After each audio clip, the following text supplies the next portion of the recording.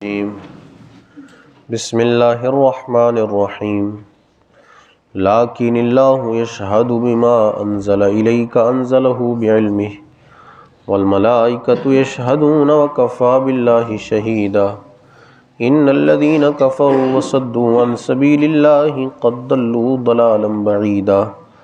ان الذین کفروا وظلموا لم یکن اللہ لیغفر لهم ولا لیہدیہم طریقا الا طریق جہنم خالدین فیہا ابدا وکان ذلک علی اللہ یسیرا یا ایہا الناس قد جاءکم الرسول بالحق من ربکم فآمنوا خیرا لکم وإن تکفروا فإن للہ ما فی السماوات والارض وکان اللہ علیما حکیما یا اہل الکتاب لا تغلوا فی دینکم ولا تقولوا علی اللہ الا الحق انما المسیح عیسی ابن مریم رسول اللہ وکلمتہ القاہا الی مریم وروح منہ فآمنوا باللہ ورسولہ ولا تقولوا ثلاثہ انتہوا خیرا لکم انما اللہ الہ واحد سبحانہ ان یکون لہ ولد لہ ما فی السماوات وما فی الارض وکفی باللہ وکیلا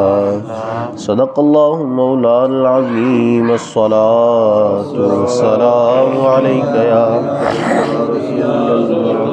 سیدی یا رسول اللہ وعلی آلک واصحابک یا سیدی یا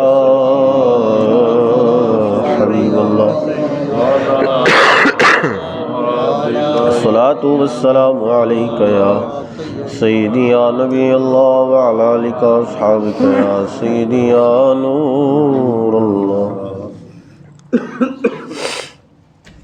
لیکن اللہ یشہد بما انزل الیک انزلہ بعلمہ لیکن اے محبوب اللہ اس کا گواہ ہے کہ جو اس نے تمہاری طرف اتارا وہ اس نے اپنے علم سے اتارا والملائکۃ یشہدون اور فرشتے بھی گواہ ہیں وکفی باللہ شہیدا اور اللہ کافی ہے گواہ ان الذین کفروا وصدوا عن سبیل اللہ وہ جنہوں نے کفر کیا اور اللہ کی راہ سے روکا قد ضلوا ضلالا بعیدا بے شک وہ دور کی گمراہی میں جا پڑے۔ یہاں اس کی دو طرح سے تفسیریں ہیں۔ ایک تفسیر یہ ہے کہ جو گواہی ہے یہ قرآن کے حق میں دی جا رہی ہے، تو اس کا مطلب یہ بنے گا کہ اللہ اس بات کی گواہی دیتا ہے کہ جو قرآن اس نے نازل کیا ہے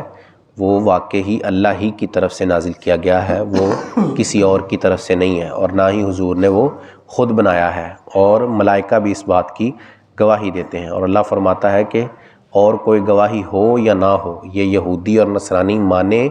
یا نہ مانے، اللہ عز و جل کا گواہی دے دینا یہ کافی ہے اس بات کے لیے کہ وہ جب گواہی دے رہا ہے کہ یہ اسی کا کلام ہے تو اس کی بات سچی ہے۔ پھر فرمایا کہ جنہوں نے کفر کیا یعنی حضور کی نبوت کا انکار کیا اور اللہ کی راہ سے روکا، اس کا مطلب یہ ہے کہ حضور کی نشانیوں کو چھپایا۔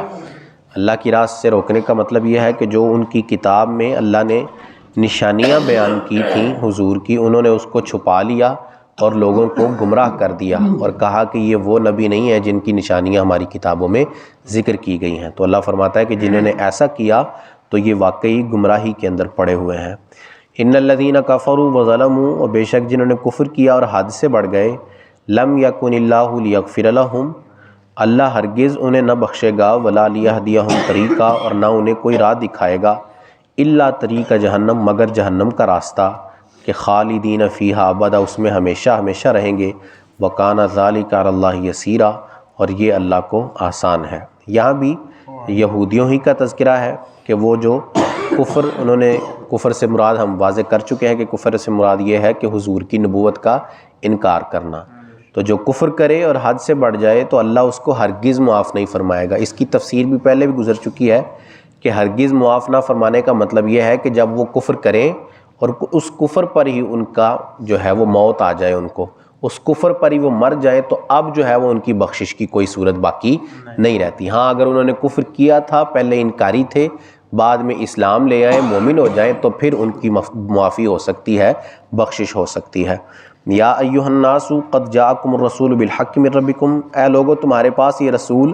حق کے ساتھ تمہارے رب کی طرف سے تشریف لائے، فآمنوا خیر لکم، تو ایمان لاؤ اپنے بھلے کو، وَإِن تَكْفُرُوا فَإِنَّ لِلَّهِ مَا فِي السَّمَاوَاتِ وَالْأَرْضِ، اور اگر تم کفر کرو تو بے شک اللہ ہی کا ہے جو کچھ آسمانوں اور زمین میں ہے، وَكَانَ اللَّهُ عَلِيمًا حَكِيمًا، اور اللہ علم و حکمت والا ہے۔ یہاں حضور کی پیروی کرنے اور آپ پر ایمان لانے کی تلقین اللہ عز و جل فرما رہا ہے کہ یہ جو رسول تمہارے پاس آئے ہیں یہ اپنے رب کی طرف سے اور تمہارے رب کی طرف سے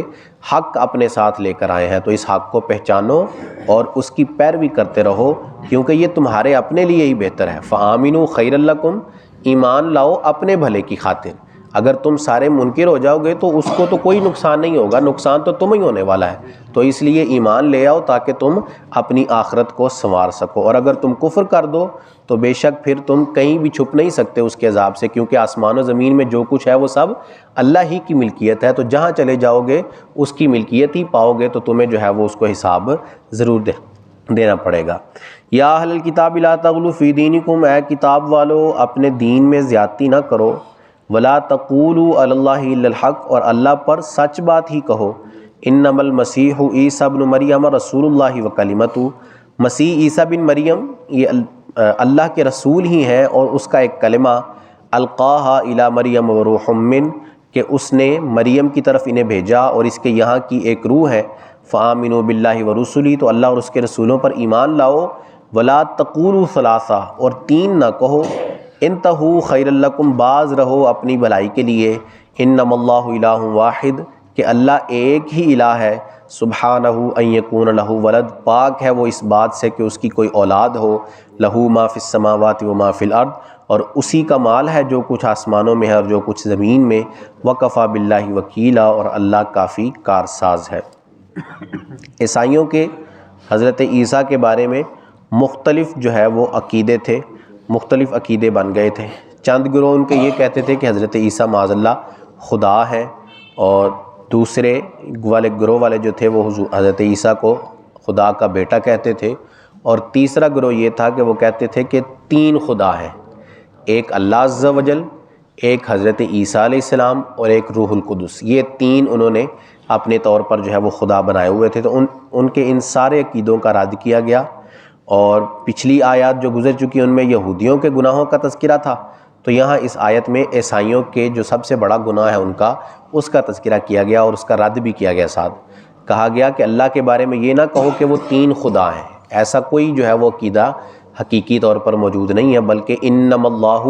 الہ واحد، کہ اللہ صرف ایک ہی الہ ہے، اس کے سوا کوئی معبود نہیں ہے، اور وہ اس بات سے بھی پاک ہے کہ اس کی کوئی اولاد ہو اس دنیا کے اندر، کوئی ایسی صورت نہیں کہ اس کی اولاد پائی جائے، اور نہ ہی اس کی کوئی بیوی ہے معاذ اللہ۔ حضرت عیسیٰ کے بارے میں لوگوں کا یہ بھی عقیدہ تھا کہ حضرت مریم ان کی والدہ ہیں، اور معاذ اللہ اللہ عز و جل ان کے والد ہیں، اور اس طرح وہ حضرت عیسیٰ کو خدا کا بیٹا بناتے تھے۔ تو ان کے ان سارے عقیدوں کا رد کیا گیا، اور آخر آیت میں کہا گیا لہو ما فی السماوات و ما فی الارض، اسی کا ہے جو کچھ آسمان و زمین میں، یعنی وہ سب کا مالک ہے، اور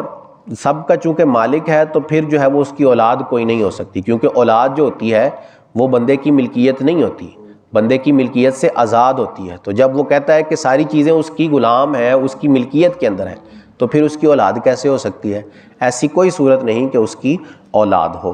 لن یستنکف المسیح ان یکون عبدا للہ، اللہ کا بندہ بننے سے مسیح کچھ نفرت نہیں کرتا،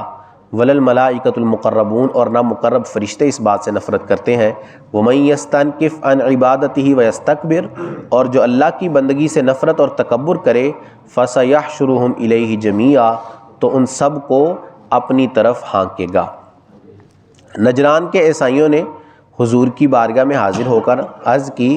کہ آپ حضرت عیسیٰ کو جو کہتے ہیں کہ وہ اللہ کے بندے ہیں، تو اس طرح تو آپ ان کی شان گھٹا دیتے ہیں،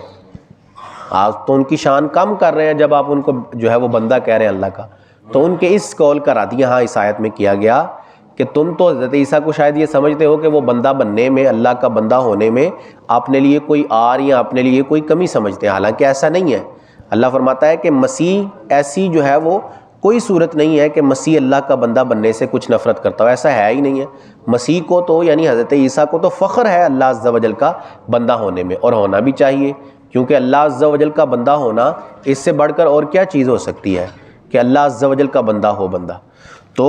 یہاں ان کے اس عقیدے کا رد کر دیا اور کہا گیا کہ مسیح جو حضرت عیسیٰ ہے وہ اللہ کا بندہ بننے میں نفرت نہیں کرتے اور نہ ہی مقرب فرشتے اس بات سے نفرت کرتے ہیں، اور جو اللہ کی بندگی سے نفرت کرے اور تکبر کرے تو عن قریب اس کو اپنے رب کی بارگاہ میں حاضر ہونا ہے، تو وہ ضرور اس کے بارے میں اس سے سوال کرے گا۔ اللہ عز و جل سے دعا ہے کہ اللہ عز و جل ہمیں قرآن کی صحیح فہم عطا فرمائے، آمین بجاہ خاتم النبیین صلی اللہ علیہ وسلم۔ اللہم صلی علی سیدنا و مولانا محمد معدن الجود والکرم وآلہ وبارک وسلم۔ مالک کریم عز و جل نماز فجر ادا کرنا، درس کرنا، سننا اپنی بارگاہ میں قبول فرما، غلطیاں کوتاہیاں اپنے فضل و کرم سے معاف فرما، ہم سب کی، ہمارے ماں باپ کی اور حضور اکرم صلی اللہ علیہ وسلم کی ساری امت کی مغفرت فرما، ہم سب کو خلوص و استقامت سے 5 وقت باجماعت نماز پڑھنے والا بنا، ہم سب پر اپنی نظر رحمت فرما، ہم سب کا خاتمہ بالایمان فرما۔ سبحان ربک رب العزت عما یصفون وسلام علی المرسلین والحمد للہ رب العالمین، وصلی اللہ تعالی علی حبیبہ سیدنا و مولانا محمد وعلی آلہ واصحابہ اجمعین برحمتک یا ارحم الراحمین۔